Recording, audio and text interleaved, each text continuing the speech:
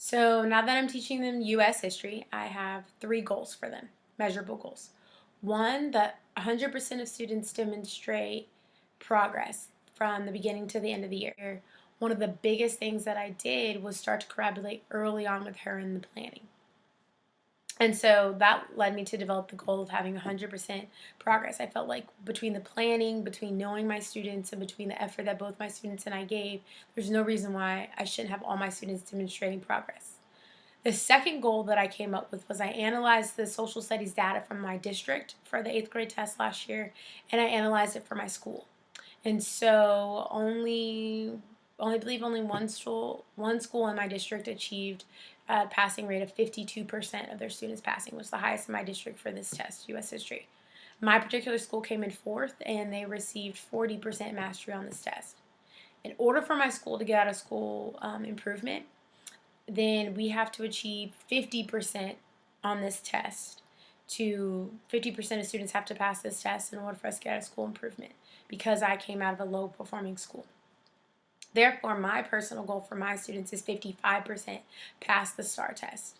Um, for me, that's a very obtainable goal considering my students' academic backgrounds, considering the reading level of the test, considering the challenges that the test presents vocab wise, and considering the resources given and the resources that I've created. And I feel as though 55% of my students can definitely pass this test. The third goal that I came up with was that out of all the TEKS that needed to be mastered on this test, I believed that 60% of my students could achieve 70% mastery on 70% of the TEKS. So 60% of my students could achieve 70% mastery or higher on 70% of the TEKS. And I looked at this based on the number of TEKS that we would actually be able to cover and through the curriculum guide. I also looked at TEKS that were both readiness and supporting standards. I looked at TEKS that were parallel or that were crossed with other curriculums. So some of the skills that they have for me that are considered supporting standards, they're also supporting in ELA.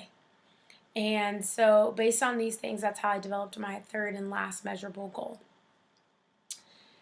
One of the things that I do in my planning process is very elaborate and very detailed. So my curriculum, my department in social studies through my district gives us a curriculum guide that has the materials on a disc, and it also has a pacing guide. So it lets you know like what you should be teaching, about how many days it should take, and the materials that you'll need to accomplish it. So I have a very laid out, very detailed, very organized department. What I do is I go in and I look at, well, what's the pacing that they're giving me? If they're saying that I should be able to teach about the Bill of Rights in 10 days, is that feasible for my students? Can I actually cut that in half and spend that other time spiraling back in material that we've already talked about? Or I'll say to myself, they gave me 5 days to talk about the Constitution. Based on my kids' reading levels, based on the ELA strategies I'm going to have to implement that were not mentioned in the curriculum guide, in order for my students to be able to thoroughly break down the text or the language or the vocabulary content being used in these documents in the Constitution, it may take me longer than 5 days. So I plan out my calendar according to how much time I know it's actually going to take my students to achieve this. And that just comes with me knowing my students in 6th grade, me knowing my spec ed, me knowing my ELL students, and me also just knowing what works best for my students to achieve success and mastery on any level of content, academic wise, especially when we get to breaking down text, which a lot of the 8th grade history and 8th grade material is about. So, first of all, I figure out how many days it's going to take me. Then I think about 1, warm-ups, 2, homeworks. So I think about what TEKS and what material have we already covered that I can spiral back into homework, spiral back into warm-ups. One thing my kids are, they're visual learners. So a lot of times I try to have the warm-up be a visual, and I try and include a lot of visuals on their homework, both of which are reinforcing material that we've already taught. So my students are very familiar in our practice that the first 10 minutes of class is dedicated to information that we've already covered in another era or in another unit. However, I keep bringing this up to jog their memory. Great.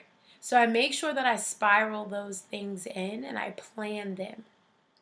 And how I'm actually able to plan them is based on the data that I retrieve from tracking and their progress. So I track in three different ways. One, my students have a folder with a tracker in it. And in that tracker, it lists all assessments that are given. That's both individual assessments, weekly assessments, and that's unit assessments, and that's benchmark assessments. And so what that does is, one, it allows them to see how well they're doing because they color code it.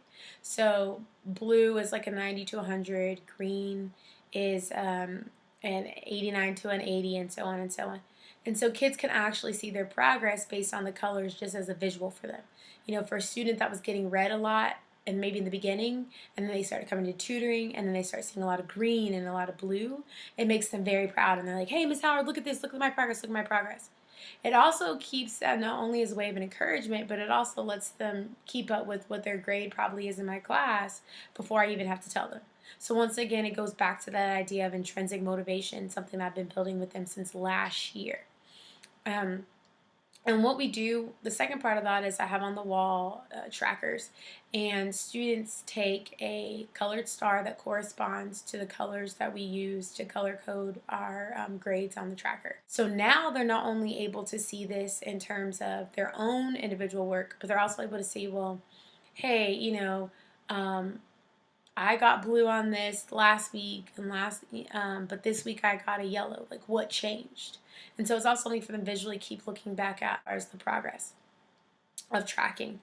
The next thing that we do is I show progress based on their stimulus exams, so simulations. So what we do is we have two each year. And so they'll take a practice STAR exam. They took one in December. They'll take one again in February. And so what we do is I measure the progress that they're making between each exam. And we also measure the progress that they make between each benchmark, which is given at each quarter. And so this is by far one of the best motivators for students, because students become extremely happy and they go around telling teachers, I made 30% progress, I made 25% progress, and it encourages them to keep making more and more progress as we go on.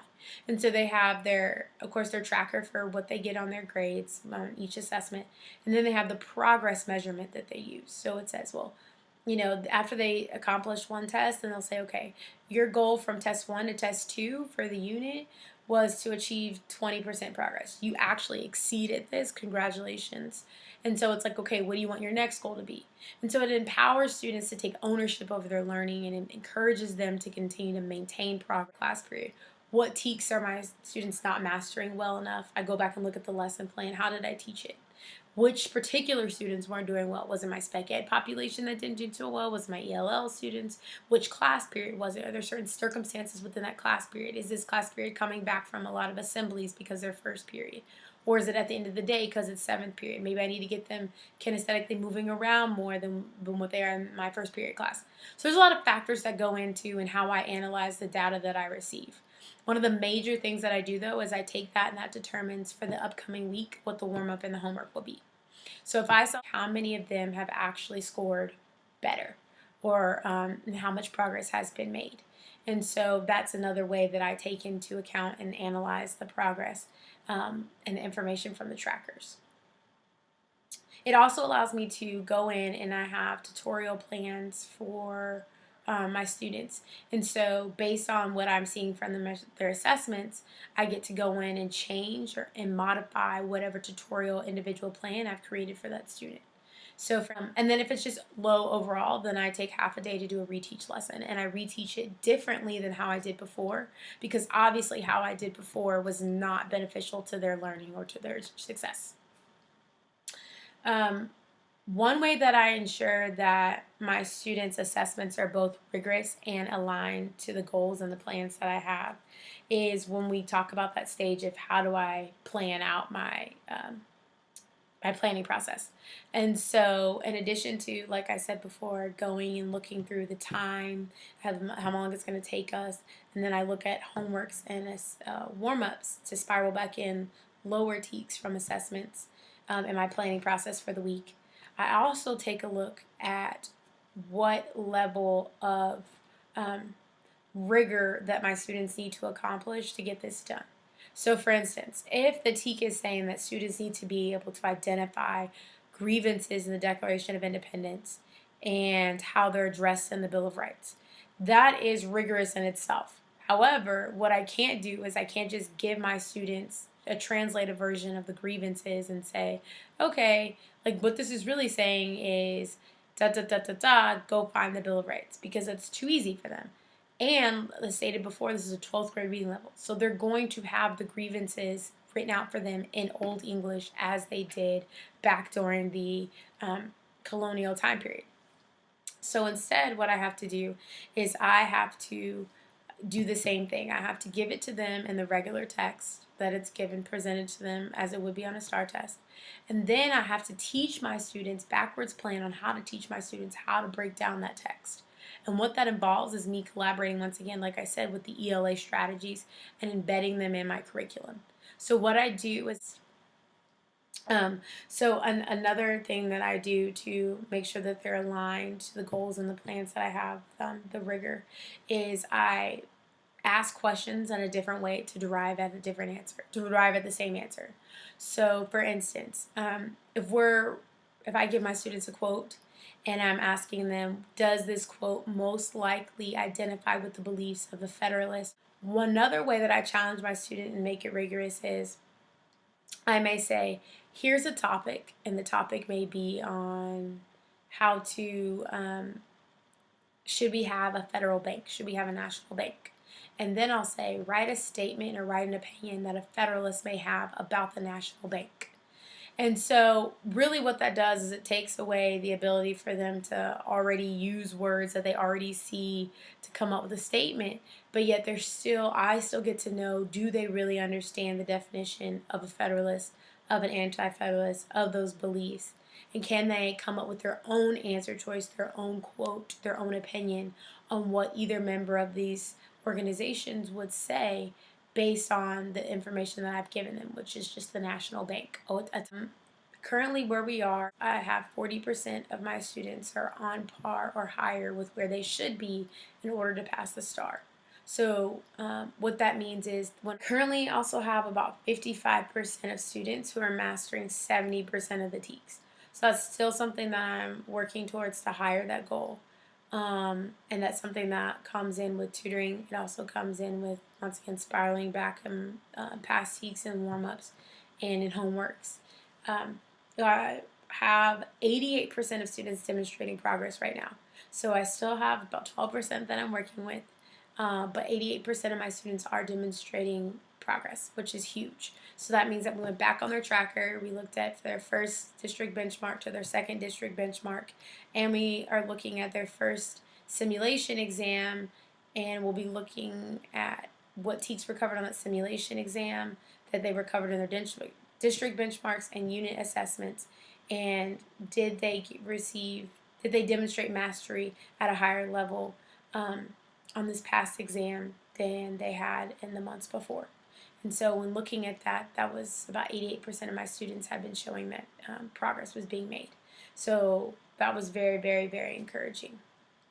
My goal is, like I said, in the end, to have 100% of my students demonstrating progress. So so the last and final thing that I plan for in my planning process is the intervention period, right?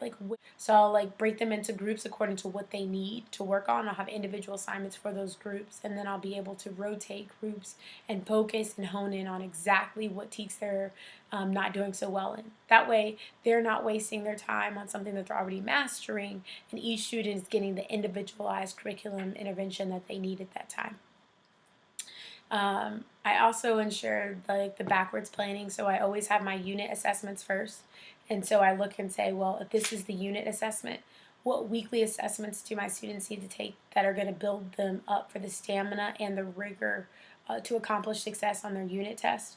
And then I say, well, what homework assignments and what daily assignments do I need to have that are both rigorous yet aligned to the weekly assessment that they're going to get? Which assessments build them up to be successful in the district assessment?